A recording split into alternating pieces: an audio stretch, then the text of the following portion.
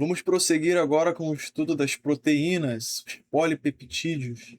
As proteínas, elas são formadas pelo encadeamento de aminoácidos. São vários aminoácidos unidos por ligações peptídicas. Existem proteínas pequenas, desde dipeptídeos, que só tem 2 aminoácidos, até polipeptídeos, proteínas com centenas, até milhares de aminoácidos unidos. Essas ligações peptídicas, elas são oriundas de reações de síntese por desidratação também. Então, vamos observar a ocorrência desse processo. Aqui nós temos 2 aminoácidos. Como que eu sei que eu estou que eu estou de olho em um aminoácido, eu estou diante de um aminoácido? Eu observo aqui a presença de determinados grupos químicos. Este aqui é o grupamento carboxila, que é o grupamento ácido. Este aqui é o grupamento amino.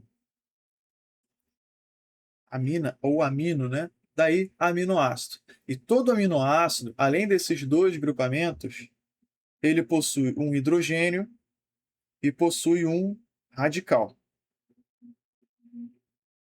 certo? Então, sempre observe a presença destes componentes.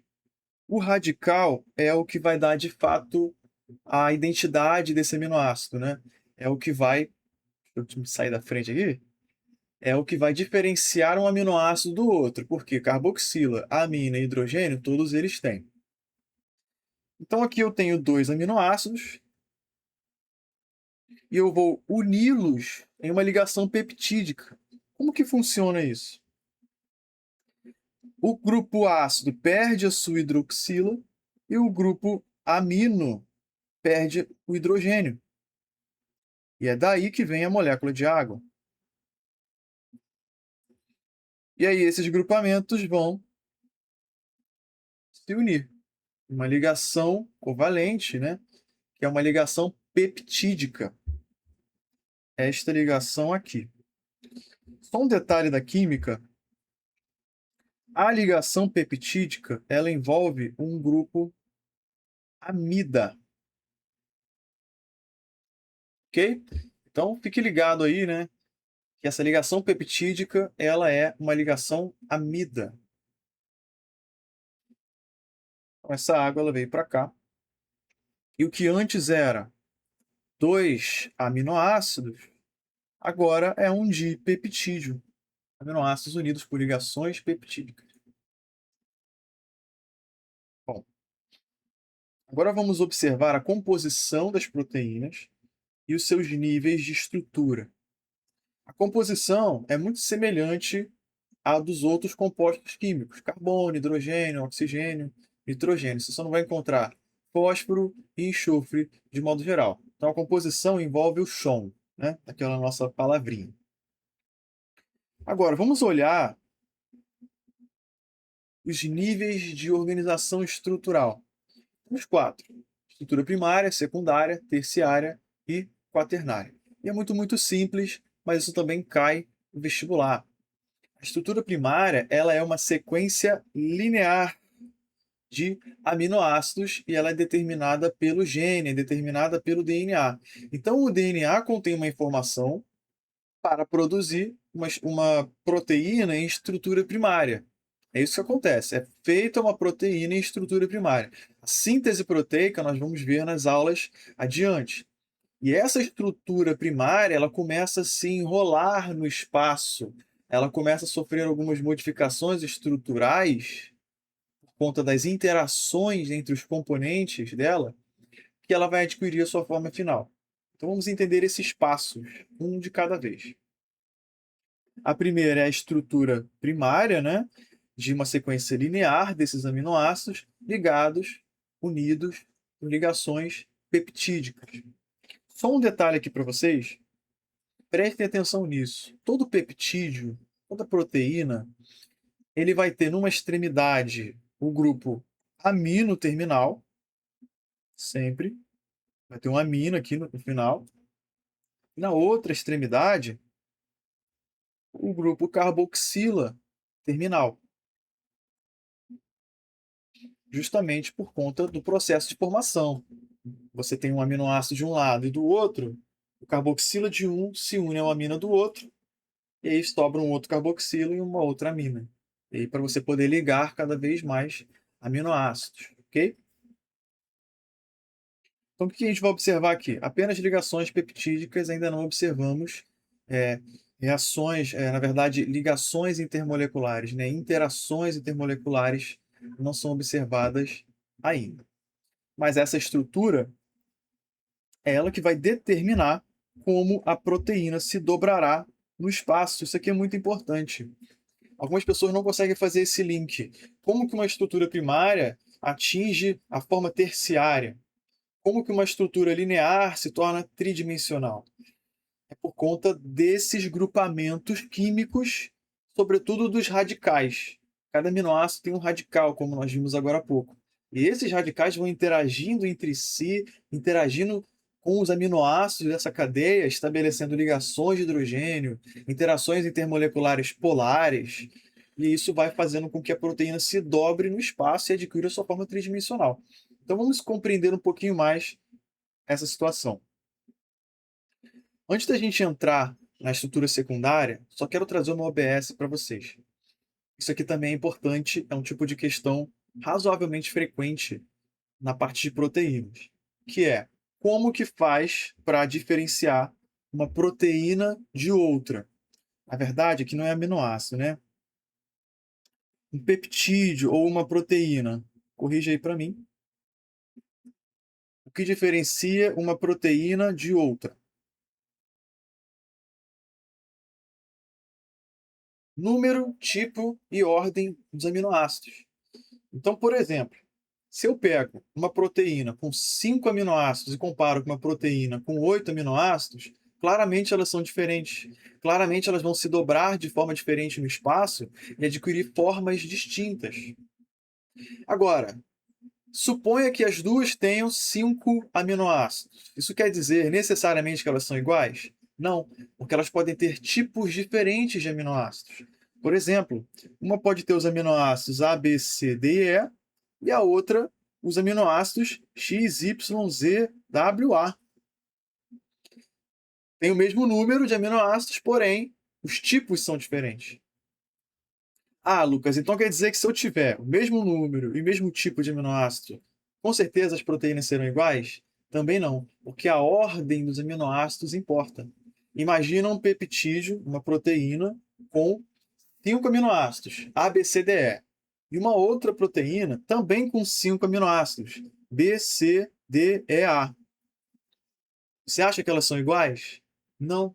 Elas também não se dobrarão de forma igual no espaço. Elas não vão adquirir a mesma estrutura. Não são proteínas iguais, elas são proteínas diferentes. Então fique atento a isso, ok? Então, saímos da estrutura primária, que é uma estrutura linear, para a estrutura secundária, que já passa a ter uma forma um pouco mais determinada no espaço. Já não é mais aquela estrutura de bolinhas, umas unidas atrás das outras, de aminoácidos unidos um atrás do outro. Agora ela começa a adquirir uma determinada forma. E tem duas formas principais na natureza de estrutura secundária. A forma em alfa-hélice, que é essa aqui, e a forma de folha beta preguiada, que é um pouco mais linear, né? É um pouco mais como uma folha mesmo. Essas estruturas, elas surgem porque os aminoácidos passam a interagir entre si por meio das ligações de hidrogênio. Então, além daquela ligação peptídica, a gente passa a observar as ligações de hidrogênio, que são, na verdade, interações entre as moléculas, interações intermoleculares. Mas você pode pensar assim, que além de ligação de hidrogênio, a gente tem as ligações peptídicas. Melhor dizendo, além das ligações peptídicas que unem os aminoácidos, eles passam a interagir e a gente passa a observar as ligações de hidrogênio. Vou marcar aqui porque isso é importante.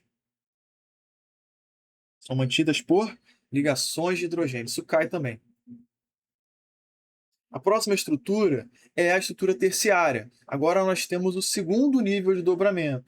O primeiro era o da folha beta preguiada e da alfa-hélice, e agora a gente passa a ter um novo tipo de dobramento. Surgem outros tipos de ligações, outros tipos de interações. São as ligações bisulfeto, entre enxofres, além da ligação de hidrogênio, claro, as ligações de polo, que são ligações polares. E aí, por conta dessas novas interações, essas proteínas, que antes eram apenas uma estrutura linear de aminoácidos, agora passa a ter uma estrutura tridimensional, passa a ter uma forma delimitada, uma forma determinada no espaço. E aí, essa forma tridimensional é o que vai criar, é o que vai constituir, vai formar uma coisa que nós chamamos de sítio ativo, que é uma parte específica dessa proteína tridimensional, que é onde vai se ligar ao seu substrato. Então, a formação do sítio ativo, ou sítio de ligação, é o que vai gerar a função dessa proteína. Por isso a gente fala que a estrutura terciária é a estrutura funcional, é a estrutura na qual a proteína passa a fazer o que ela foi feita para fazer, é desempenhar a sua função, desempenhar o seu papel no organismo. Por exemplo, a proteína do cabelo, a proteína da pele, elas passam a desempenhar a sua função graças à sua estrutura tridimensional, à sua estrutura terciária. E aí a gente observa a formação dessa estrutura, mas a gente também pode observar a perda dessa estrutura. Esse fenômeno de perda da estrutura terciária e, consequentemente, perda de sua função, se chama desnaturação proteica. Também é muito importante. As principais causas são temperatura, pH e substâncias químicas que alteram a estrutura terciária e fazem com que o sítio ativo seja perdido e, consequentemente, a função seja perdida. Eu trouxe aqui essas imagens. Isso daqui é uma molécula de hemoglobina tridimensional. Na verdade, é uma mioglobina, né, tridimensional. E essa molécula aqui do lado é a clorofila. Um detalhe para o magnésio. Lembra que eu falei do magnésio, né, que ele compõe a clorofila? Então aí tá, mais uma vez a gente pode observar isso. Então, formas aí, essa aqui é uma forma tridimensional, né, que a gente está vendo dessa proteína. Bom, Lucas, você falou do processo de desnaturação proteica, né? Então, deixando isso claro para vocês, a gente tem uma proteína funcional, tridimensional, enovelada, ativa, né? Graças à presença do sítio ativo, e por meio de altas temperaturas, alteração do pH ou de substâncias, a presença de substâncias químicas, o que vai acontecer é um rompimento dessas ligações. Mas muito cuidado aqui, gente. As ligações que se rompem são as intermoleculares. Ligação de hidrogênio, as pontes de sulfeto, as ligações de polo, né? Então preste muita atenção nisso. São aquelas interações que geraram os outros dobramentos. A ligação peptídica não é rompida. Então você dá temperatura, pH ou alguma substância nociva e provoca a desnaturação da proteína. Mas a ligação peptídica não é rompida. Você tem que fornecer muito mais calor, muito mesmo, para poder romper as ligações peptídicas, que são ligações covalentes. A gente sabe isso lá da química, que as ligações covalentes são mais fortes que quaisquer ligações intermoleculares. Então, preste atenção nisso, tendo muito cuidado. E aí, essa desnaturação, quando é por temperatura, geralmente é irreversível. Quando é pelo pH, pode ser reversível desde que você coloque aquela proteína no pH adequado dela, pH ótimo. Então, por temperatura, tende a ser irreversível. E aí nós caminhamos para a estrutura quaternária. É muito simples. A estrutura quaternária nada mais é do que a junção de cadeias polipeptídicas. Duas ou mais estruturas terciárias unidas formam uma estrutura quaternária. O grande exemplo é da hemoglobina. A hemoglobina, que é a proteína da hemácia, a proteína do glóbulo vermelho, né, que carrega o oxigênio, ela tem um grupamento M dentro dela, que é associado a um íon, que é o íon ferroso, ferro mais 2. A presença desse ferro mais 2, junto ao grupamento M, possibilita um aumento de afinidade entre oxigênio e hemoglobina, de modo que o oxigênio passa a querer se ligar à hemoglobina e ser transportado. Então, a presença desse ferro aumenta a afinidade entre o oxigênio e a hemoglobina. Isso é muito importante para o nosso corpo. Mais uma vez aqui no detalhe, a presença do ferro no grupamento M da hemoglobina. São 4 globinas, 4 proteínas, 4 estruturas terciárias que contêm cada uma um grupamento M, que contém cada um ferro. E um ferro mais 2. São 2 alfas e 2 betas, conforme vocês estão vendo na imagem. Bom, então isso aqui é um resumo dos níveis de estrutura proteica, né? Estrutura primária, linear, uma sequência linear de aminoácidos. A estrutura secundária, que é um enovelamento, né, em alfa-hélice e folhas betas preguiadas, ligadas por ligações de hidrogênio. E a estrutura terciária, que é um dobramento em 3D daquela cadeia polipeptídica. Quando você junta 2 ou mais estruturas terciárias, você tem uma estrutura quaternária. Uma OBS importante é o seguinte: os vegetais eles produzem todos os tipos de aminoácidos necessários para compor as proteínas. Só que nós não. Então, surge uma classificação: aminoácidos essenciais e aminoácidos não essenciais. Os aminoácidos essenciais são aqueles que nós não produzimos, são aqueles que nós obtemos pela alimentação. Já os aminoácidos não essenciais ou naturais são aqueles que o nosso corpo produz. Produz, Lucas? Sim. O nosso corpo produz aminoácidos não essenciais a partir dos aminoácidos essenciais que nós obtemos via alimentação. Por isso que é importante se alimentar adequadamente de vegetais, de frutas, que você obtém os aminoácidos essenciais e você consegue construir os aminoácidos não essenciais. Agora vamos entender um conceito que é a diferença entre apoenzima, cofator, grupo prostético. O que é isso? Isso gera muita dúvida em muitos alunos. Imagina 2 linhas ali, né? Uma proteína caminhando para ser uma proteína conjugada, ou essa proteína se tornando ali uma enzima, que é um catalisador, nós já vamos ver, e seguindo uma outra linha de raciocínio. Vamos separar assim didaticamente. Quando você pega uma proteína e une a ela uma outra molécula que não é proteica, uma outra estrutura que não é proteica, você forma uma proteína conjugada. Então, uma proteína mais um grupo prostético, que é um grupamento não proteico, que não tem origem proteica, você forma uma proteína conjugada.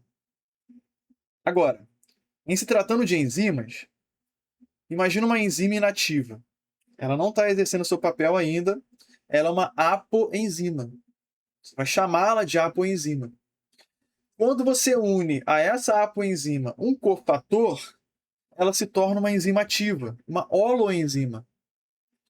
Só que esse cofator nem sempre é o mesmo.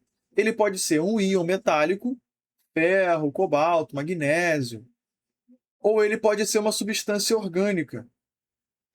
Se ele for uma substância orgânica, você vai chamar esse cofator de coenzima. Lembra lá da aula de respiração celular? Acetilcoenzima A, que a gente fala muito do ciclo de Krebs. Então, aquilo é uma coenzima. É um cofator que, na verdade, é uma substância orgânica. Agora, quando o cofator é um íon metálico, você chama de cofator mesmo. Ok? Então, uma enzima inativa mais um cofator é igual a uma enzima ativa, uma holoenzima.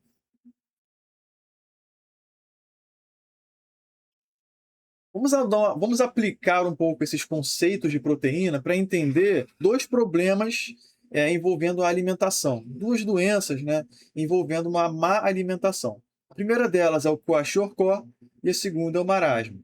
O Kwashiorkor é uma malnutrição proteica, enquanto que o marasmo é uma subnutrição calórica. Basicamente, gente, a criança, o indivíduo com Kwashiorkor, ele se alimenta. Só que ele não se alimenta adequadamente de proteínas e, consequentemente, de aminoácidos. Já a criança com marasmo, ela não come nada, praticamente nada. Então, é uma desnutrição global grave. Vamos entender esses dois processos e por que eles são esteticamente diferentes. Eles têm sinais e sintomas distintos. Kwashiorkor significa, na língua africana, né, em línguas africanas, ela significa doença que dá na criança quando nasce um outro filho. Por quê? Porque quando a criança é filha única, ela é alimentada pela mãe. Quando nasce uma outra criança, a mãe passa a dar mais atenção, naturalmente, ao bebê, à nova criança. E aí aquela criança anterior passa a se alimentar das mesmas coisas que os adultos se alimentam. Passa a receber menos leite. E aí passa a se alimentar menos de proteína. Ao se alimentar menos de proteína, ela obtém menos aminoácidos. E aí começa o problema. Poucos aminoácidos essenciais significa poucos aminoácidos de modo geral, que significa redução da síntese de proteínas. Vale lembrar que uma das proteínas mais famosas do sangue é a albumina, que faz regulação da pressão osmótica sanguínea. Se a quantidade de proteínas ingeridas não é adequada, e aminoácidos, consequentemente, a síntese de proteínas cai, a quantidade, a concentração de albumina no sangue cai, consequentemente, a pressão osmótica do sangue cai também. Então, aquela água que estava dentro do vaso sanguíneo, ela vai tender a extravasar. O extravasamento de água da corrente sanguínea para os tecidos provoca edema. E aonde é mais comum acontecer esse edema é na barriga, o edema abdominal, o inchaço abdominal. Então, são aquelas fotos muito tristes que você vê uma criança magrinha, porém barriguda. Ela não está alimentada, ela não está cheia, ela está com líquido. Aquilo é ascite, é um edema abdominal, é um inchaço abdominal, ok? Já o marasmo, que é uma subnutrição calórica generalizada, a criança não come nada praticamente. Então, o próprio corpo consome os carboidratos, as reservas de carboidrato, consome os lipídios, as gorduras e passa a consumir as proteínas. E aí o cabelo fica enfraquecido, ressecado, a pele passa a ficar frouxa, enfraquecida, enrugada, os músculos ficam atrofiados, o aspecto dessa criança é um aspecto envelhecido. E aí você consegue diferenciar, então, o kwashiorkor de marasmo. Mas são duas formas de malnutrição grave. Ok? Fiquem atentos a isso. Quais são as funções das proteínas? São várias, e nós vamos estudando isso ao longo da biologia, mas eu posso listar essas 5. A primeira é estrutural, a gente observa no colágeno, na actina e na miosina. Essas duas também são importantes para a contração muscular, né? É lá no músculo, nos miócitos. O colágeno está presente na pele, está presente nos cabelos. A gente observa também o transporte e armazenamento como uma das funções das proteínas. Por exemplo, a hemoglobina das hemácias, ela transporta oxigênio. A mioglobina transporta oxigênio também, armazena e transporta oxigênio, assim como as hemácias, porém no músculo. Então, as hemácias na corrente sanguínea e a mioglobina no sangue, lá no músculo, perdão, no músculo, né, nas células musculares, e as hemácias no sangue. A gente observa também a albumina na corrente sanguínea, que ela também transporta substâncias, as proteínas integrais das células. Tudo isso são funções das proteínas. Além disso, função hormonal, insulina, glucagon, GH. Esses dois são hormônios do pâncreas que você consegue, que na verdade nós produzimos para regular a quantidade de glicose no nosso sangue, para regular a glicemia. O GH, ele é um hormônio que promove crescimento, né? Crescimento e hipertrofia também muscular. Ele estimula a síntese proteica. Então você vai ver os indivíduos, tem muita gente que injeta GH. Existe a injeção de GH para crescimento, sobretudo indivíduos que têm baixa estatura e ainda estão em fase de crescimento. Você consegue injetar GH, mas muita gente injeta para fazer hipertrofia na academia. Não é aconselhável, mas tem pessoas que fazem isso. O que eu quero dizer com isso é, os hormônios proteicos, eles são aqueles que podem ser injetados. Você não vai ver as pessoas tomarem cápsula com insulina, com GH, porque os hormônios proteicos no estômago vão ser digeridos. no estômago existe a digestão das proteínas. Então não é vantajoso fazer isso. Já os hormônios que são derivados do colesterol, são hormônios esteroides, eles são lipídicos. Então você consegue tomar em cápsula. Além de injetar, você também consegue ingerir. Então, só para fazer um link aí, né? Decorem os hormônios proteicos, insulina, glucagon e GH. Os outros, de modo geral, são hormônios lipídicos.